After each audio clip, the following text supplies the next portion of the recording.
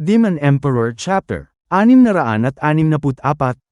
Nagpapatuloy. Hindi maaari. Nautakan nila tayo. Pinagplanuhan talaga ito ng Demon Siming Sekto. Napakagaling talaga ni Malupitong Yang. Naisahan niya ako. Napakabobo ko talaga. Ano bang problema mo, matanda ka? Huwag mong sabihin sa akin na hindi mo nakikita ang nakikita ko. Ang Demon Siming Sekto at Mistiming Sekto. Natapos ang mga laban nila na wala man lang nasugatan. Anong connect nun kung hindi sila nasugatan? Dahil sa kawalang pag-asang manalo, natural lang na ganyan ang mangyayari. Oo nga, kahit sabihin pa natin na malaki ang pinagkaiba ng lakas nila. At yun ang nagpadali sa kanila ng bawat laban. At ang mga ganito ay ngayon lang nangyari sa pagtitipon ng dalawang dragon. Dahil ang mga lumalahok dito ay nakikipaglaban sila hanggang sa huling hininga. Para may pagmalaki sila ng sekto nila at marami silang may uwing ayuda. Walang sekto ang nakagawa ng ganito sa buong kasaysayan. Kaya naman nauto ako ng Demon Siming Sekto. Ang masamang pinaplano nila ay napagana nila. Ano bang ibig mong sabihin, matanda ka? Naniloko ka nila. Pwede bang diretsuhin mo na kami? Ang dami mo pang saksak eh. Hindi mo ba nakikita yan? Bulag ka ba? Ang ginagawa ng Demon Siming Sekto sa laban, puro luto ang laban nila, hindi totoo.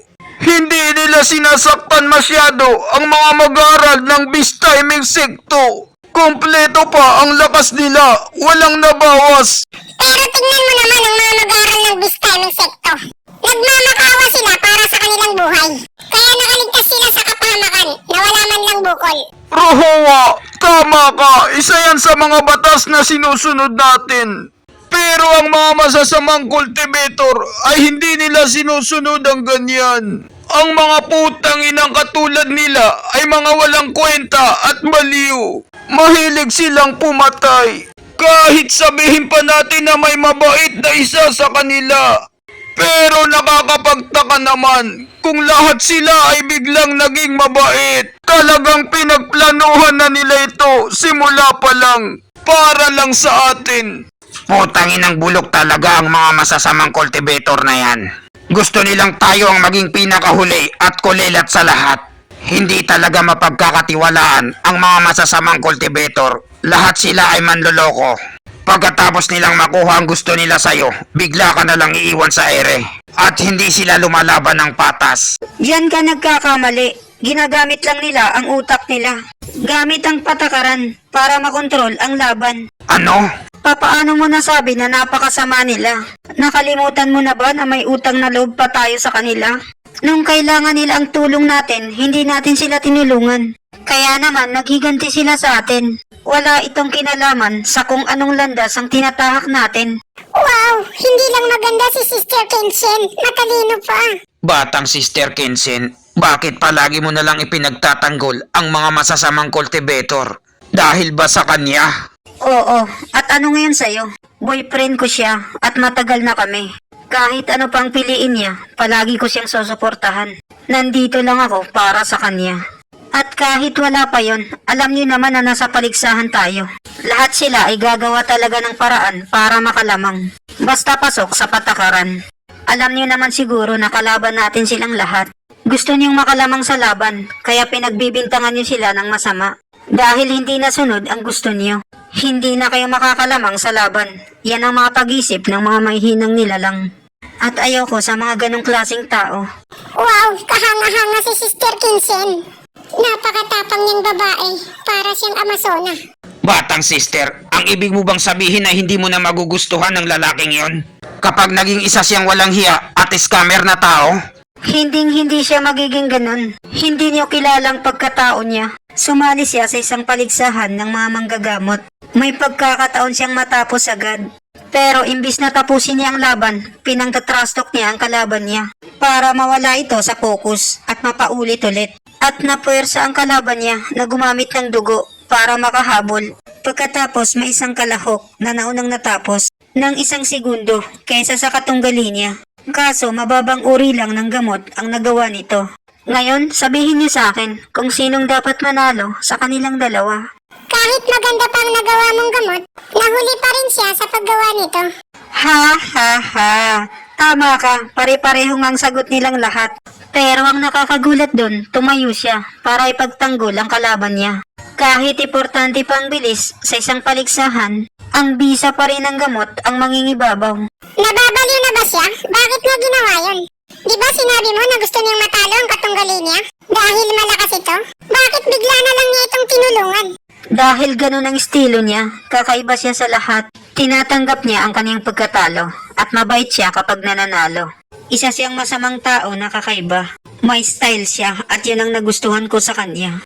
Akala ko rin mali ang naging desisyon niya. Pero tama pala ito sa bandang huli. Gagawin niyang lahat ng makakaya niya para maabot ang pangarap niya na may kasamang prinsipyo. Kilala ko na siya mula noon hanggang ngayon. Hindi na importante kung mabuti siya o masama. Ang mahalaga ay totoo siya. Totoo siyang tao. Hindi siya plastic. Wow! Kahanga-hanga si Sister Kinchen. Napakatibay ng tiwala nila sa isa't isa. Nainggit tuloy ako sa love story nilang dalawa. Sana all, si Batang Master Chupa, kahit mukha siyang payatot, isa siyang kahanga-hangang tao na dapat tularan. Siya nga pala, Sister Kinchen. Sinong nanalo sa kanilang dalawa? Sino pa ba sa akala mo kung hindi ang jowa ko? Kung ganun, anong nangyari sa katunggali niya? Namatay ba ito? Hindi ka panipaniwala ang sasabihin ko sa'yo. Ang akala ko rin ay tinukhang niya ito. Pero nalaman ko nung bandang huli na. Malapit na akong pumasok sa sekto. Ang katunggali niya ay naging alalay niya. Isa na ito sa mga atabs niya. Grabe! Paano nangyari yun? Di ba magkalaban sila? Tama! Paano nangyari yun? Ang mga mabubuting cultivator ay kilala nila ang mga katulad nilang bayani. Kapareho din sa mga masasamang cultivator, nagsasama-sama sila. At saka, pareho silang mga tanyag na doktor. Kinchen, ang mga mabubuting cultivator at ang mga masasama ay malayo ang pinagkaiba sa isa't isa. Lagi mong tatandaan yan. Opo, matandang kupal. Hindi na ako makikipagtalo sa'yo. Dahil wala akong panama. At ang pinakahuli na ikasampung laban ay magsisimula na. Mga walang kwentang kakampi, mga duwag. Hayaan niyong ipakita ko sa inyo kung paano lumaban ang isang totoong membro ng Beast Timing Secto. Titirisin ko lang na parang ipis. Itong 3 gradong radiant stage na basura. Sa wakas, ako na ang lalaban. Oras na para magpasikat. Chupa! Huwag mong masyadong galingan! Huwag mong gamitin ang buong lakas mo sa kanya! Narinig mo ba ako?